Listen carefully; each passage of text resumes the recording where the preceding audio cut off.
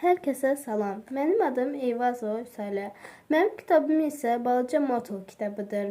Gəlin indi isə mən sizə Balaca Motul kitabı haqqında biraz məlumat verim. Balaca Motul adlı kitab bir Yəhudi oğlanın gözündən dünyaya baxışı, onun həyatda qarşılaşacağı müxtəlif problemlərdən bəhs edir. Bu əsər həm maraqlı, həm də düşündürücü əsərdir. Yazıcı Yəhudi icmasından olan insanların gündəlik həyatını, fəaliyyətlərini və bununla yanaşı ailə münasibətlərini, icma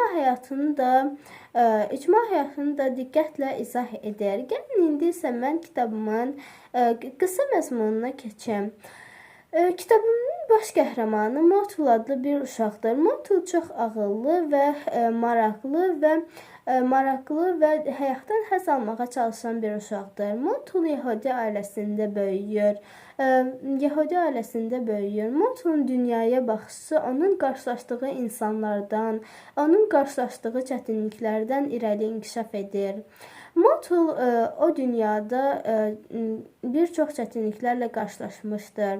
Bu kitabda Motulun o çətinliklərə qarşı necə yanaşdığından da bəhs edilir. Motul bir Yəhudi oğlanı olaraq öz mədəniyyətinin ənənələrinin içində böyüyür. Bu əsərdə Motul öz ailə problemlərini də izləyir. Gəlin indi isə kitabımda olan əsas obrazlara keçək. Kitabın əsas obrazı Motul adlı bir uşaqdır. Motul çox enerjili bir uşaqdır. O öz ailəsinə çox bağımlıdır. İkinci, Motulun ailəsi. Bu kitabda Motulun ailəsi də mühüm rol oynayır. Motulun ailəsində onlar sadə və bir həyatda mübarizə aparan insanlardır. Həyatın çətinlikləri ilə qarşılaşanda onlar bir-birlərinə güvənirlər. Motulun dostları və icmadan insanlar. Bu kitabda bir çox icmadan insanlar da mövcuddur. Onların xarakterləri və həyat tərzləri də fərqlidir. Motul elə insanlarla qarşılaşır ki, onlardan hər birindən qarşılaşdığı çətinliklərdən bir dərs alır. Bu əsərdə sadəcə Motulun yaxın üzvləri deyil, uzaq üzvləri də rol oynayır. Kitabda əsas mövzular da vardır. Məsələn, bunlar Yəhudi mədəniyyəti və ənənələr. Kitabda Yəhudi icmasının öz mədəniyyətini və ənənələrini, adət-ənənələrini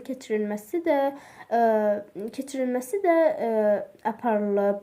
Ailə və dostluq. Motulun ailəsi çox sevgi dolu bir ailə idi. Motul necə böyütdüyü də buradan məlumdur.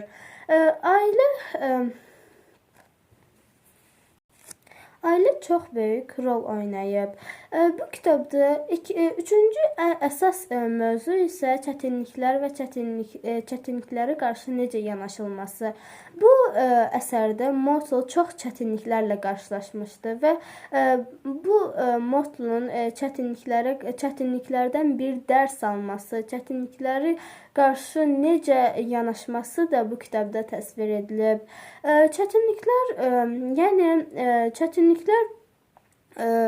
Çətinliklərə qarşı insanın göstərdiyi reaksiyalar da təsvir olunmuşdur. Şolom Aleksam həm əyləncəli, həm də dərindən düşündürən bir dillə bu kitabı yazmışdır. Bu kitab yalnız uşaqlar üçün deyil, həm də böyüklər üçün də oxumaq olar. Bu kitabı oxuyarkən oxucuya çox böyük bir təsir hissi keçirilir. Hələlik bu qədər. Mən bu kitab haqqında biraz sizə məlumat verdim. Sağ olun.